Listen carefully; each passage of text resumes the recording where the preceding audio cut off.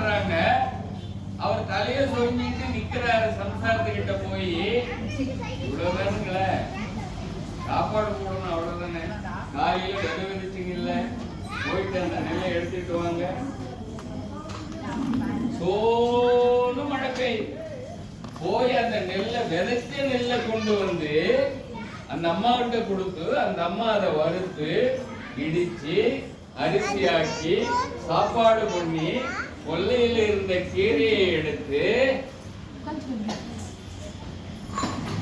பொரியல் பண்ணி சாப்பாடு போடுறாங்க. வந்த சிவனடியாருக்கு வந்தவர், சிவனடியாராக வந்தவர் பெருமான், சிவபெருமான் சாப்பிடல, ஆசீர்வாதம் பண்ணிட்டு போனார். சிறுதொண்ட நாயனார் வீட்டுக்கு போறார். எல்லாம் மகளிர்களுடைய சாதனை. சிறுதொண்ட நாயனார் வீட்டுக்கு போனார். நான் 6 மாசத்துக்கு ஒரு தடவை தான் சாப்பிடுவேன்.